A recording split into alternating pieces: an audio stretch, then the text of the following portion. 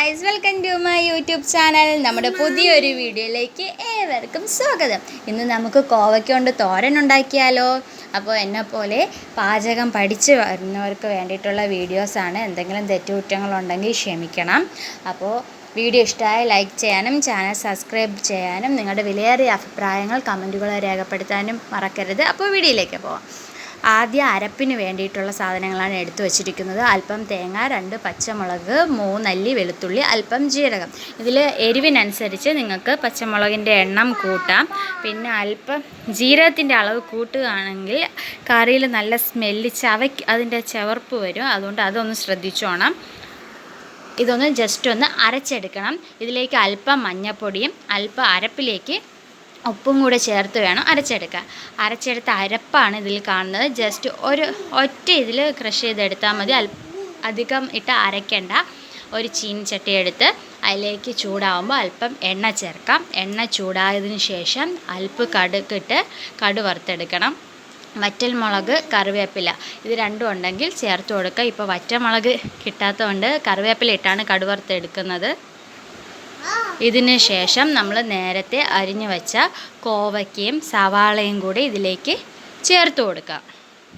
ചേർത്ത് നല്ലവണ്ണം വഴറ്റിയെടുക്കണം. ഇതിലേക്ക് വേവിക്കുന്ന സമയത്ത് നമ്മൾ അഡീഷണലായിട്ട് വെള്ളമൊന്നും ആഡ് ചെയ്യുന്നില്ല. അതൊന്ന് ശ്രദ്ധിച്ചോണം. അതുകൊണ്ട് നല്ല വഴണ്ട് വന്നിട്ട് വേണം അരപ്പ് ചേർക്കാൻ. അല്പം ഒന്ന് ഇത് വെന്ത് വരെ ഇത്തിരി സമയം എടുക്കുന്നതുകൊണ്ട് കുറച്ച് നേരം അടച്ച് വെച്ച് വേണമെങ്കിൽ വേവിക്കാം. തീ കൂട്ടിയിട്ട് വേവിക്കരുത്. അരപ്പിട്ട ശേഷം തീ കൂട്ടിയിടരുത്. ഇപ്പോൾ നമ്മൾ അരപ്പ് ചേർത്തിട്ടുണ്ട്. നമുക്ക് കോവയ്ക്കയും സവാളയും കൂടെ വഴണ്ട് കിട്ടിയിട്ടുണ്ട്. അതിന് ശേഷമാണ് നമ്മൾ അരപ്പ് ചേർക്കുന്നത്. നേരത്തെ ഉപ്പിട്ടിട്ടുണ്ടെങ്കിലും ഇപ്പോൾ കറിക്ക് അല്പം കൂടെ ഉപ്പ് ചേർത്ത് കൊടുക്കണം. കാരണം കോവയ്ക്കയിൽ ഉപ്പ് കാണത്തില്ല, അതുകൊണ്ടാണ്. ഈ സമയത്ത് അല്പം ഉപ്പും കൂടെ ചേർത്ത് നല്ലവണ്ണം മിക്സ് ചെയ്തെടുക്കണം. അല്പം നേരം കൂടെ വേവാൻ സമയം എടുക്കും. അതുകൊണ്ട് തീ മീഡിയം ഫ്ലെയിമിലോ ലോ ഫ്ലെയിമിലോ ഇട്ട് ആക്കി വെച്ചതിന് ശേഷം അടച്ച് വയ്ക്കണം. ഒരു 5-10 മിനിറ്റിൻ്റെ കാര്യമേ ഉള്ളൂ. ഇപ്പോൾ നമ്മുടെ തോരനായിട്ടുണ്ട്. തോരനായിട്ടില്ല, ഇത് അടച്ച് വയ്ക്കണം തീ കുറച്ചിട്ട്.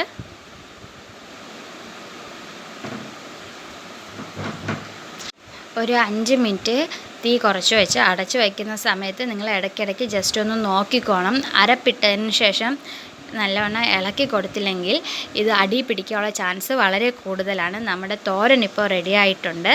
നമുക്ക് പപ്പയ്ക്ക് ചോറ് കൊണ്ടു കൊടുക്കാൻ സമയമായി. അപ്പോൾ ചോറ് വിളമ്പുന്നത് കാണാൻ നമ്മുടെ ഉച്ചത്തെ ഫുഡാണ്. ചോറ്, അല്പം മാങ്ങാച്ചാറ്. നമ്മൾ മാങ്ങാച്ചാറിട്ട വീഡിയോ മുമ്പത്തെ ഇതിൽ കൊടുത്തിട്ടുണ്ട്. പിന്നെ ഇന്നുണ്ടാക്കിയ തോരൻ, പിന്നെ റെജിയമ്മയുടെ സ്പെഷ്യൽ കൊഞ്ച് പൊരിച്ചതൊക്കെ ഇന്നുണ്ട്. അപ്പോൾ റെജിയമ്മ കൊഞ്ചിൽ സവാളയൊക്കെ ഇട്ട് ഡെക്കറേഷനൊക്കെ ചെയ്യുന്നുണ്ട്.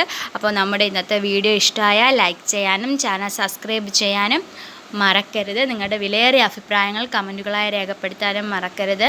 പ്രത്യേകിച്ച് ഈ വീഡിയോ പാചകം പഠിച്ചു വരുന്ന എന്നെപ്പോലുള്ളവർക്ക് വേണ്ടിയിട്ടുള്ളതാണ്. അപ്പോൾ ഇന്നത്തെ വീഡിയോ ഇത്രയേ ഉള്ളൂ. Tata, bye bye.